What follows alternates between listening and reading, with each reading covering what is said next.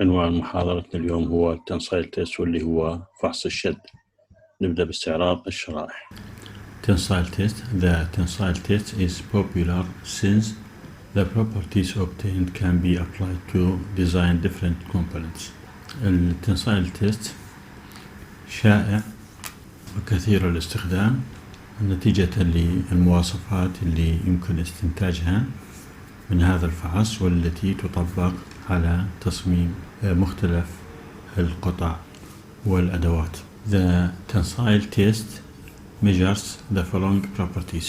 فحص الشد يتم من خلال قياس المواصفات التالية، أي modulus of elasticity اللي هو معامل المرونة، B yield strength اللي هو مقاومة الخضوع، C tensile strength اللي هو مقاومة الشد، و D estimate the ductility of the material by calculating.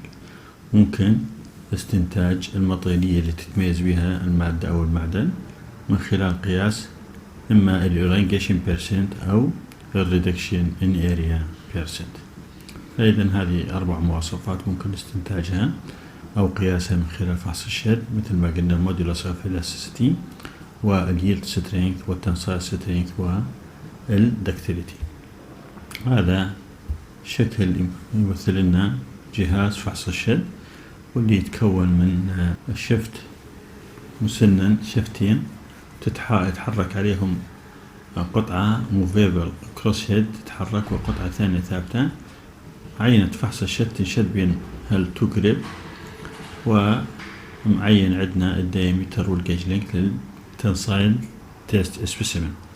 فخلال فحص الشد يتحرك هذا الجريب إما يدويا مانيوال عن طريق المسنن أو هيدروليك باور عن طريق مضخة هيدروليكية. A unidirectional force is applied to a specimen in the tensile test by means of the movable crosshead.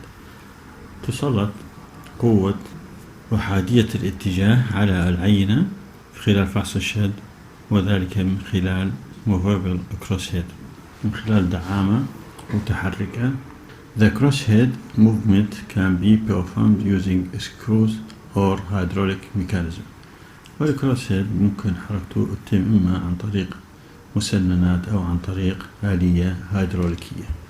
هذا الرسم يوضح لنا الاختلاف بين الكيرف اللي نحصل عليه من معدن من نوع ال FCC structure والكيرف اللي نحصل عليه ستريس كيرف اللي نحصل عليه من معدن يتميز ب body centrocubiculattis structure. فنشوف انه المعدن اللي يتميز بال FCC structure تكون اليلد بوينت غير واضحة، ماكو انتقالة واضحة بين الإلاستيك والبلاستيك رينج، يكون الكيرف متواصل بالانحناء على نفس النمط. أما في حالة البودي سنتر كيوبيكلاتس المعدن اللي يتميز بهذا الستركشر نشوف أنه اليلد فينومينا ظاهرة، يعني التغير بين نقطة اليلد تبين واضحة والتغير من الإلاستيك إلى البلاستيك كمرحلة واضحة أيضا في حالة البودي سنتر كيوبيكلاتس ستركشر. تنسايل تيست ريزولت، النتائج اللي نحصلها اللي هي الأبعاد اللي ناخذها اللي والفورس الحمولة من خلالها نرسم الفورس اكستنشن دايجرام، واللي من عنده نقدر نستمد الستريس سترين دايجرام. Engineering stress and strain, the result of a single test applied to all sizes and cross sections of specimens for a given material if we convert the force to stress and the distance between gauge length marks to strain. Engineering stress and engineering strain are defined by the following equation. الانجينيرينج ستريس ايش يسوي؟ نسوي الفورس بالنيوتن على الاوريجينال كروس سكشنال اريا بالمليمتر سكوير، وعندنا الانجينيرينج سترين يساوي الاكستنشن بالمليمتر على الجيج لينث بالمليمتر. فمن خلالهم نحسب الستريس والسترين ونقدر نرسم الستريس سترين دايجرام. هذا جدول يمثل القراءات اللي اخذها من الفحص التيست ريدنج اللي هو اللود والاكستنشن الدلتا ال، نتائج calculated اللي هي محسوبة أطلع من خلالها الستريس والسترين. الستريس أحصل عليه من اللود المسجل بالفحص، والسترين أحصل عليه من الاكستنشن المسجل بالفحص، ومن خلال هاي القراءات أقدر أرسم الستريس سترين كيرف. The results of a tensile test of a 12.6 mm diameter aluminum alloy test bar initial length L not equal 50 mm. إذن هذه النتائج اللي حصلناها من فحص الشد لسبيكة ألمنيوم. النموذج قطره 12.6 ملم وطول القياس 50 ملم. هذا فد كيرف نموذجي للتنسايل تيست، وهذا طبعا للألمنيوم ألوي. نلاحظ أنه اليلد بوينت غير واضحة لأن الألمنيوم من نوع FCC structure، من نوع Fair Center Cubic Lattice structure.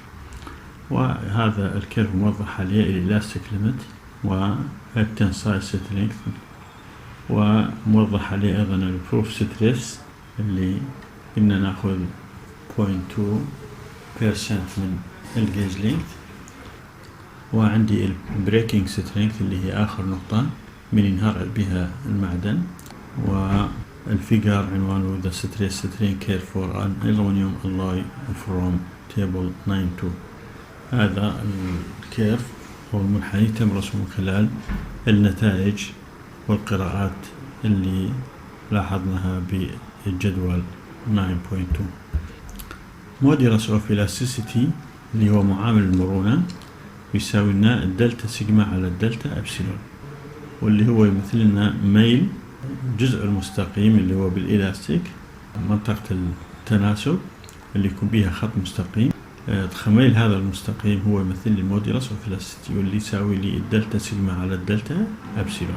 اللي سترينج تساوي لي اليلد لود على الأي نوت، يعني مقاومة الخضوع تساوي لي حمل الخضوع على الأوريجينال كروس سكشنال اريا. التنسايل سترينج تساوي الماكسيموم لود على الأي نوت، يعني أعلى حمل على مساحة من المقطع الأصلية الأي نوت. والإلونجيشن بيرسنت تساوي دلتا ال على الأل نوت اللي هو التغير بالطول على الطول الأصلي، والريدكشن ان اريا بيرسنت يساوي لي الدلتا اي على الأي نوت. هذه النتائج اللي بداية الفحص قلنا نحصلها، اللي هو المودولس اوف إلاستيسيتي واليلد سترينج والتنسايل سترينج والإلونجيشن بيرسنت والريدكشن ان اريا بيرسنت. هاي النتائج اللي ممكن نحصلها من فحص الشد. عندنا السيجما والأبسيلون هو سترين. الستريس طبعا 1 نيوتن على المليمتر سكوير لأنه يساوي الفورس على الاريا. السترين 1 مليمتر على المليمتر لأنه يساوي الدلتا على الأيام نوت، والأي نوت هي الأوريجينال كروس سكشن اريا مليمتر سكوير. وعندي الأل نوت اللي هو الجيج لينث اللي هو طول قياسه طبيعة الحال هو بالمليمتر. هنا عندي النموذج الأصلي سبيسيمنت شكله منتظم، هذا النموذج بعد الكسر. فيما لو كان برتل نشوف انه الكسر راح يكون مقطع مسطح برتل فراكشر.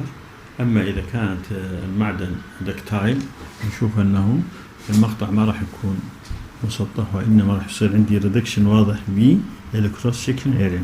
بالبرتل فراكشر ما يصير عندي ريدكشن ان اريا يعني، او اذا يصير كلش قليل. اما بالدكتايل فراكشر نشوف انه الكروس سكشن اريا تقل بشكل كبير، وبعدين يحصل عندي الكسر.